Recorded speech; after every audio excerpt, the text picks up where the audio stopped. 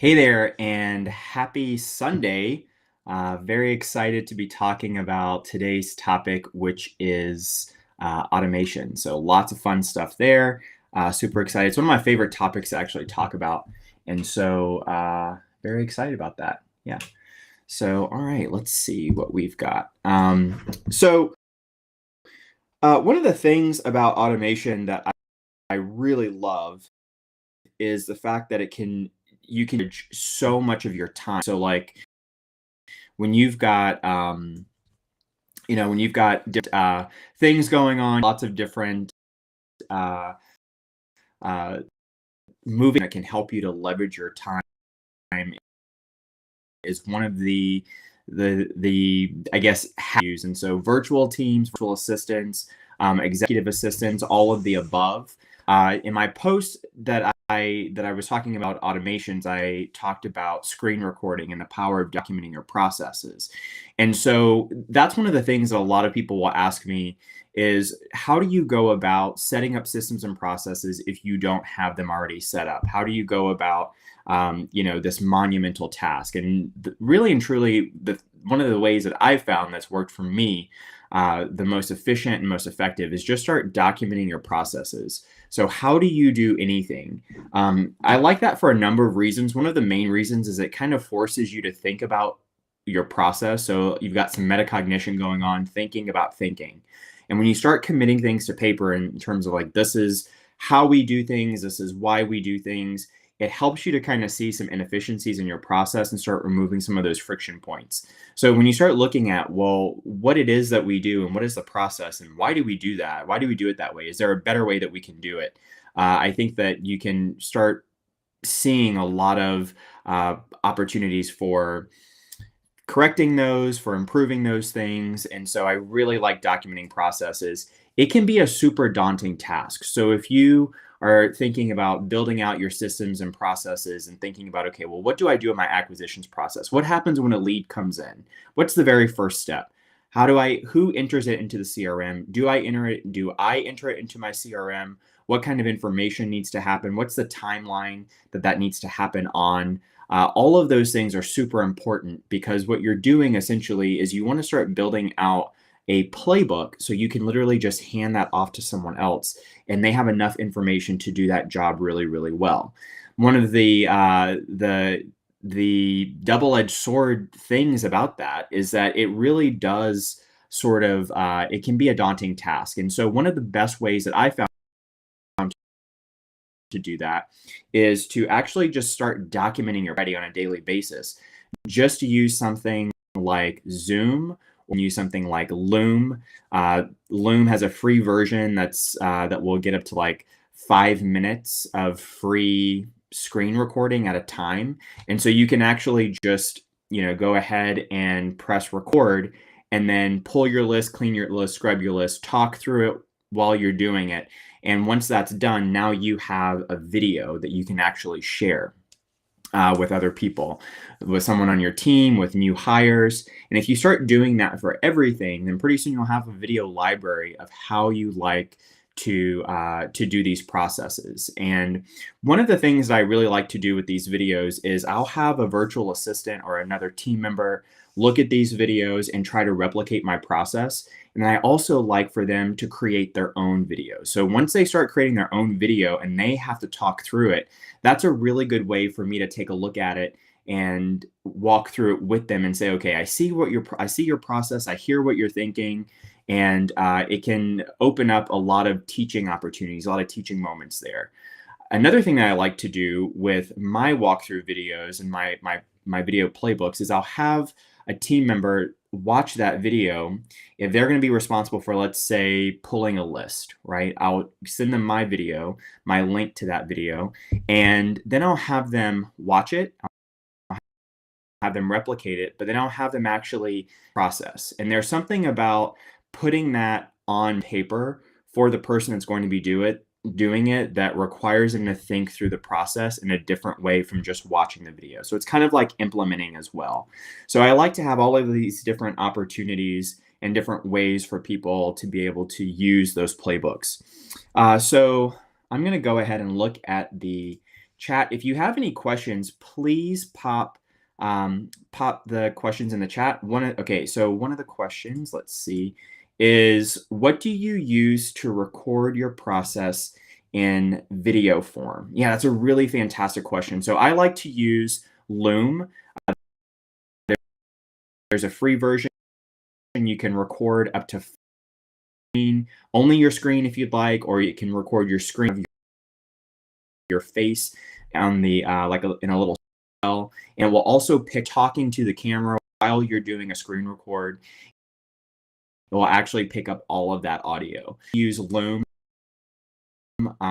There's also a paid version that's on the video.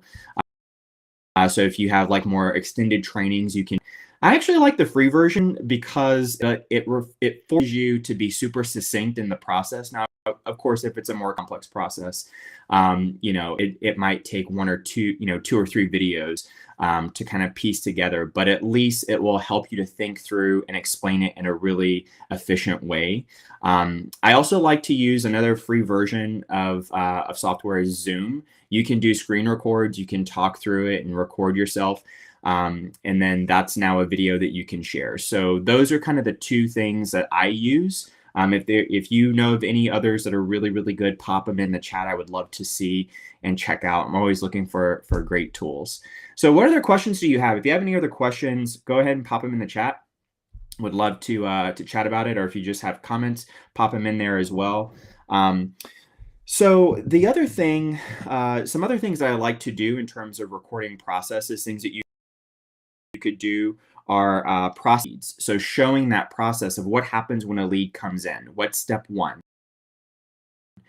Who enters it into the CRM, and what does that process look like? The lead, right? What is said on that call?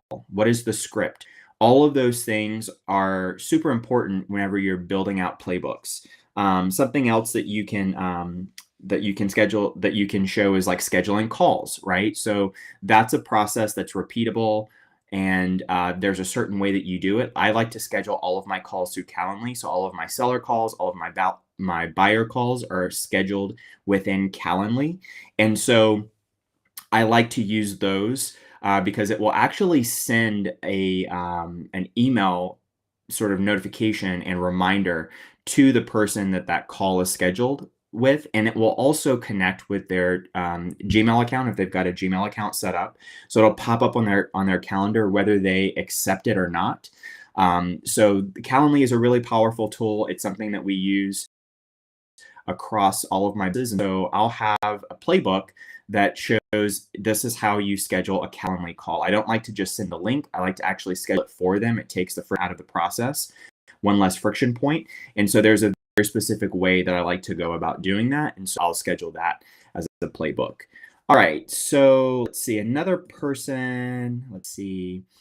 Question, can we get trained VAs in low-cost center counties, I'm assuming countries, who would understand how to negotiate with buyers, meaning we don't need to handhold them? It really depends. If you can go through several different agencies, there's also several different services that will provide pre-trained, right? And I use that loosely, pre-trained virtual assistants that know how or have had some experience with negotiating. I actually never had experience with that because I like to sort of train my own virtual assistants. I like to have them sort of like as a clean slate. If they have some real estate experience, that's okay. But I always like to look for the personality and the fit for my company's culture that would work the best, and then just train on the skills. You can't train personality, but you can definitely train skills. And if you get someone that has a great personality that's super coachable and super teachable and wants to be a really good teacher, you can teach them how to do. Now, granted, there are some personalities that work a little better for negotiation, and so that is a sort of a higher level. Expect a VA that has had no negotiation experience to go through a week's worth of training and be able to negotiate as well as the owner of the company, right? But that's definitely something that you can train someone to do, is to negotiate. And so the negotiation process, if you are sort of documenting that, one of the best ways to do that I've found is to use a tool called OpenPhone, where you can actually record all of your calls. And so record a couple of negotiation calls that you have that you're following sort of a script, like what are the typical questions that you ask. That way, once you have that script and once you have some recordings of the negotiation calls that you've had, now you've kind of got a playbook that you can give your virtual assistant examples, and it's a lot easier for them to hear examples than to just try to read a script and try to imagine how it's going to be. The second component to that is when you listen to their calls that are recorded on OpenPhone, you can dissect those calls, you can walk through and analyze those calls with your virtual assistant. And that's super powerful as well. So that's how I would automate those playbooks and go about training. I hope that answers your question. Next question is, what do you look for in VAs to find the right fit for the land business? Yeah, that's a really fantastic question. I think that there's a different type of personality for different roles within your business, right? So like if there's a role in the business that you have them pulling list, scrubbing list, very data intensive, then that's sometimes a different personality than the person that's just a killer on the phone and is really, really good with people, right? And so one of the things that I like to do is on the interview, I will ask them different questions about,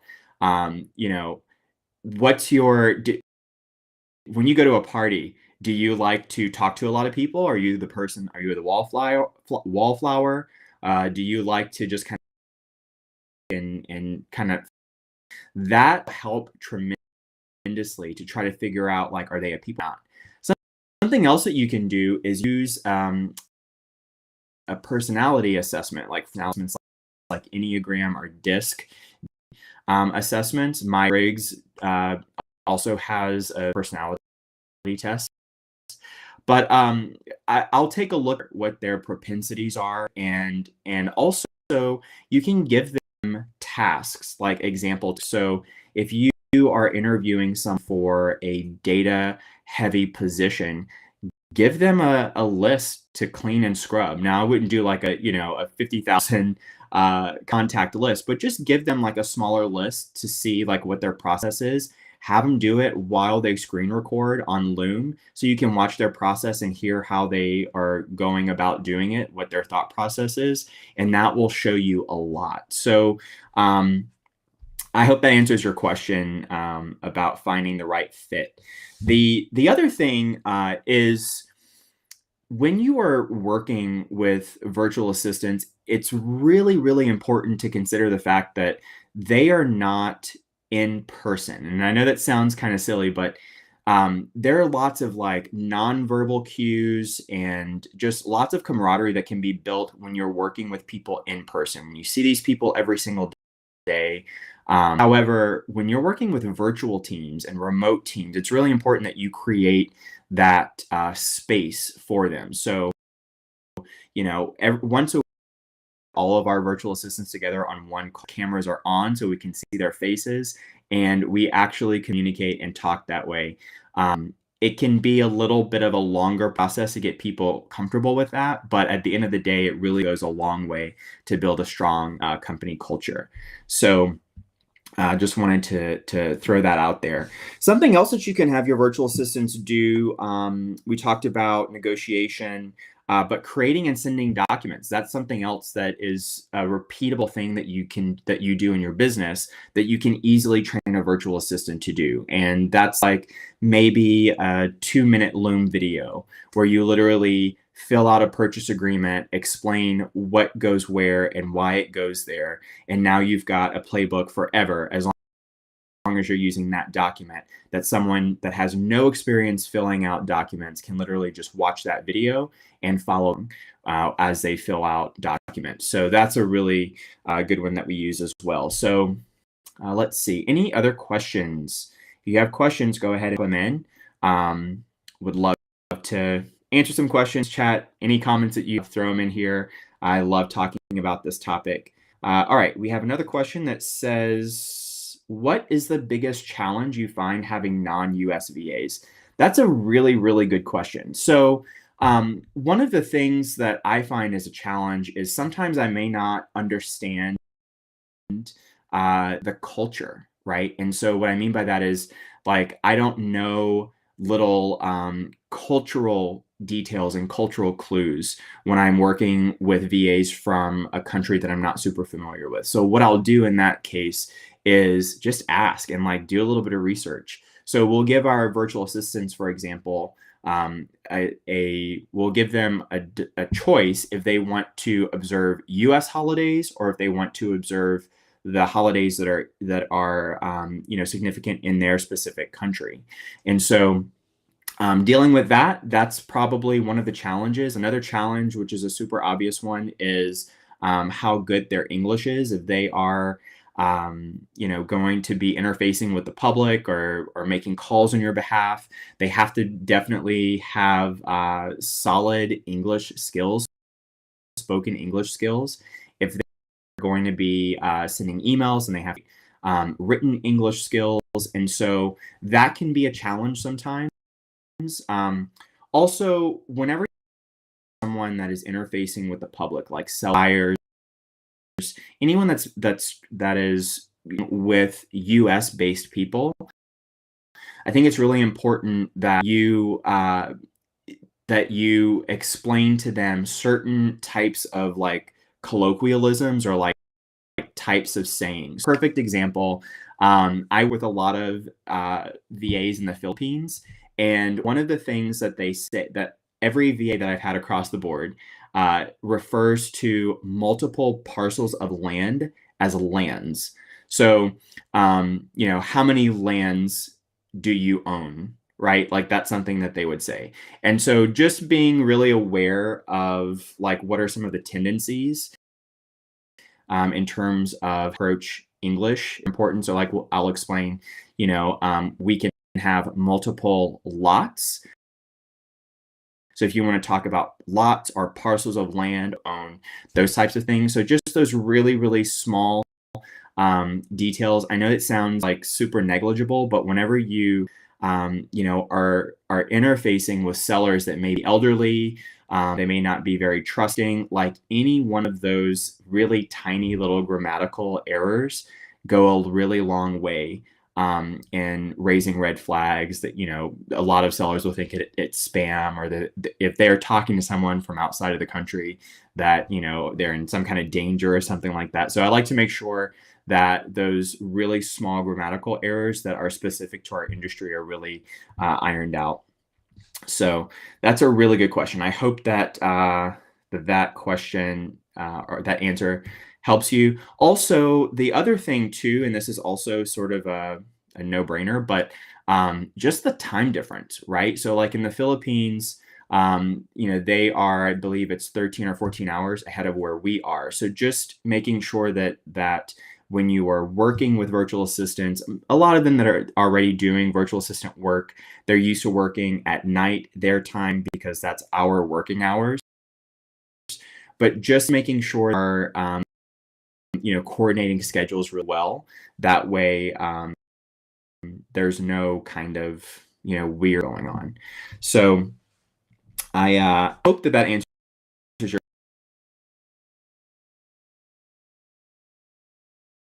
question. Any other questions? These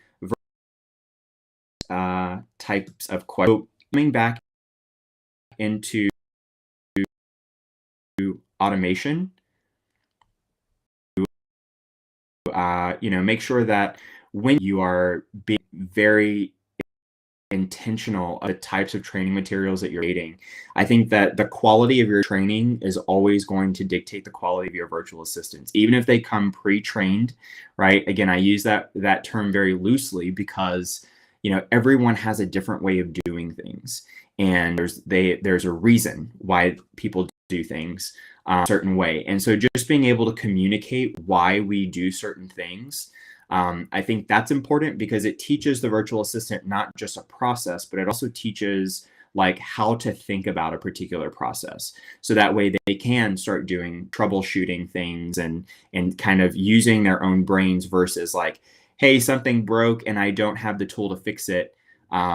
and they have to go to you, or it might slow down the process or create a bottleneck or something. So, teaching them why we do certain things and what the goal is behind why we do the processes that we do, the way that we do them, can go a really, really long way to create autonomous problem solvers, which at the end of the day, that's what we want. We want people to follow our processes, but we can't miss the forest for the trees, right? Like, we have to make sure that we are giving them the tools to be able to troubleshoot those processes for when and if they do break down. So I hope that was helpful for you.